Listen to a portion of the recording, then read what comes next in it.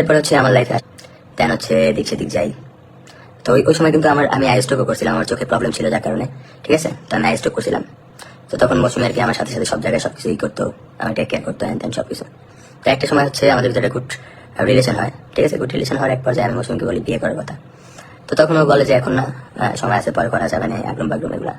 তো এরপর আমি হচ্ছে ওকে ফোর্স করতে থাকি যে আসলে দেখো আমি তো এরকম যদি ছাড়া থাকি তাহলে আমি এমনি কিন্তু আমি অনিয়মের ওইখানে ছিলাম, ওইখানে মনে করেন আমার প্রত্যেকদিন ড্রিঙ্কস না করলে চলতোই না, ঠিক আছে। মানে ড্রিঙ্কস করলে ভালো লাগতো, বাচ্চা দুনিয়া সুন্দর, হ্যাঁ ভালো লাগতো না, ঠিক আছে। অনিয়মের ভিতর ছিলাম যার কারণে আমার কিডনির পয়েন্ট বাইরে গেছিলাম, আমি হসপিটাল ছিলাম, আপনারা দেখছেন ছবি টবি এগুলো বাইরে ছিল। তো এরপরে আমি মৌসুমিকে যখন মানে প্রচন্ড পরিমাণে চাপ দিই বা সাথে করি, তখন একটা সময় রাজি হয় অ্যান্ড হচ্ছে ওর ফ্যামিলি উইদার পারমিশন, ওর ফ্যামিলি পারমিশন ছাড়াই হচ্ছে আমার সাথে বিয়েতে আবদ্ধ, মানে বিয়ে সম্পর্কে আবদ্ধ হয়, ঠিক আছে। এরপরে আমরা হচ্ছে একটা বাসা নিয়ে আমরা সংসার শুরু করি। কিন্তু ওই যে অভ্যাস হয়ে গেছিল যে মাঝখানে 6 মাস প্রত্যেক দিন ড্রিঙ্কস করা হ্যান ত্যান এটা ওটা, তো যার কারণে অভ্যাসটা ছাড়তে পারি নাই, ঠিক আছে। ওই সময় অনেক বিয়ের পরেও বেশি মানে অনেক বেশি পরিমাণে আর কি ড্রিঙ্কস এগুলো করতাম, ঠিক আছে। তো এটার জন্য অনেক কষ্ট পাইতো, কারণ ও তো আমার সাথে সংসার করতে আসছে, কিন্তু দেখতো যে আমি ব্যালেন্স নাই হ্যান ত্যান একদম বাটুম।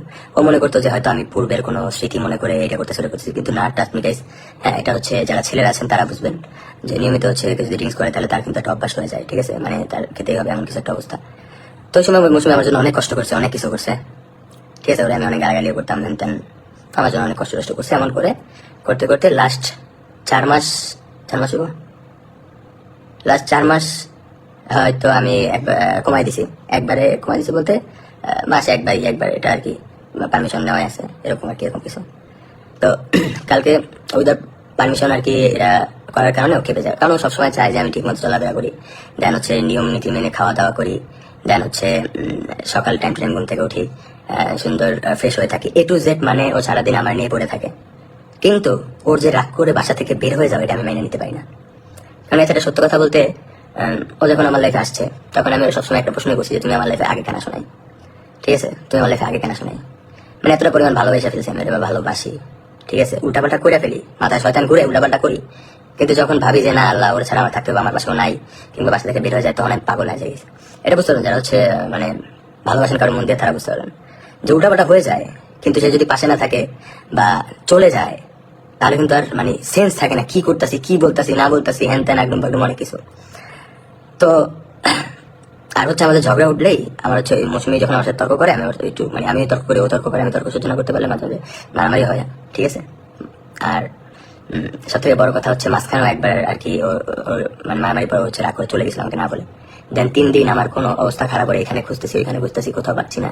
তখন আমি ওকে বলছিলাম যে আমি যদি হচ্ছে আর কখনো তোমার এরকম তোমাকে না জিজ্ঞেস করে উল্টাপাল্টা যদি কিছু খাই, দেন হচ্ছে তোমাকে হাত দেই, তাহলে তুমি চলে যাও, ঠিক আছে। তখন আমি তোমাকে আটকাবো না। হ্যাঁ, তো আপনারা বলতে পারেন যে আগের থেকে আমি অনেকটা বেটার হয়ে গেছি, ঠিক আছে।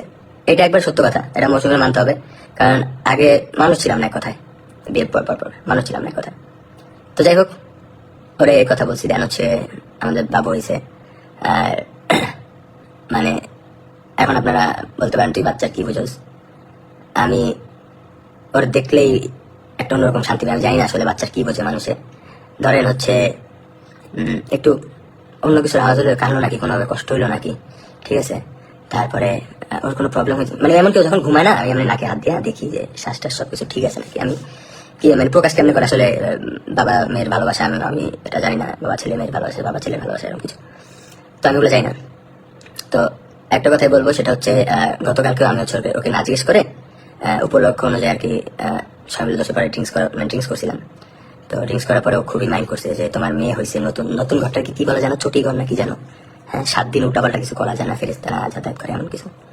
তো এটা নিয়েও কালকে থেকে আমার সাথে মাইন্ড করে আছে, দুই একটা হয়তো যেহেতু রাগ করে আছে, আমি ওটা ভুল কাজ করে ফেলছি, কারণ আমি তো বলছি যেমন করলে তুমি চলে যাও, ঠিক আছে। কিন্তু তখন আর কি যায় নাই, কারণ ভাই ও তো যাওয়ার জন্য আমার লাইফে আসে নাই।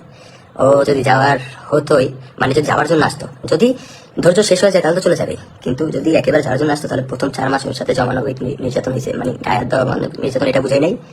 যেমন ধরেন 3 দিন 4 দিন ওর সাথে কোনো কথাই বলতাম না, ওর মতো আমি আমার মতো, এমন হয়েছে যে বাজার ঘাট করার টাকাও ছিল না হাতে, ঠিক আছে। অনেক কিছু, অনেক ঘটনা। তো যাই হোক, তো এটা নিয়ে আর কি একটু মুখ কালা করে ছিল বা মন খারাপ করছিল, বাট আমি তো নিজে দোষ করে নিজে তেরা কথা। এর ভিতরে ধারণা হচ্ছে কি চলে যাবে, আর ওর যখনই চলে যাওয়ার কথা উঠে আমি পাগল হয়ে যাই, ডাইরেক্ট সত্য কথা, আমি পাগল হয়ে যাই, মানে আমি নিতেই পাই না, কি রে ভাই উল্টো বলে যাই আমার ছেড়া, ঠিক আছে। এইবার মনে করেন লাগলো হাতাহাতির এক পর্যায়ে ওর হাতে যেহেতু বড় বড় নখ, আমার এখানে ছিলা গেছে, ঠিক আছে, তো দুজনের ভিতরে লাগছে। এইবার কথা হচ্ছে এবার দেখে চলে গেছে। এবার আপনাদের মনে আছে গতবার হচ্ছে যখন আরেকবার চলে গেছিল, পরে আমি লাইভে আসছিলাম রাতের বেলা, লাইভে আসার পরে কিন্তু ওরা ট্যাক্সি করে সুন্দর করে চলে আসছে। এখন আমার কথা হচ্ছে ওরা আনতে হইব যেমন আনতে হইব। এরপর আমি পাগলের মতো সেন্স ছাড়া লাইভে ঢুকে কি কইলাম না কইলাম নিজে বুঝলাম না। তো গাইস আপনাদের সবাইকে বলবো যে আমি আন্তরিকভাবে দুঃখিত, আর সব থেকে বড় সরি বলবো আমার সহধর্মীকে, যে হচ্ছে আমার জন্য অনেক কিছু সহ্য করছে, সহ্য করে এই পর্যন্ত আসছে বা আছে এখনো। আর আমি আজকে ওরা কথা দিছি যে এবার যদি আমি রাজা তোমার মনের মতো না হইতে পারি, পরের বার উইদাউট এনি শব্দ তুমি চলে যাও, কারণ আমি আর কষ্ট দিতে চাই না, অনেক দিয়ে ফেলছি। তো গাইস পাল্লায় ক্ষমা সুন্দর দৃষ্টিতে দেখবেন। আর এটা সত্য কথা বলি, আমার জন্য একটু দোয়া করবেন, আসলে আমার খুবই দোয়ার প্রয়োজন আছে, ঠিক আছে। আমার লাইফটা মানে উল্টাপাল্টা যে ধাঁচটা, এই ধাঁচটা তো মেয়ার কেটে গেছে, কিন্তু অভ্যাসটা যে রয়ে গেছে ওই অভ্যাসটা যেন চলে যায়। ধন্যবাদ সবাইকে।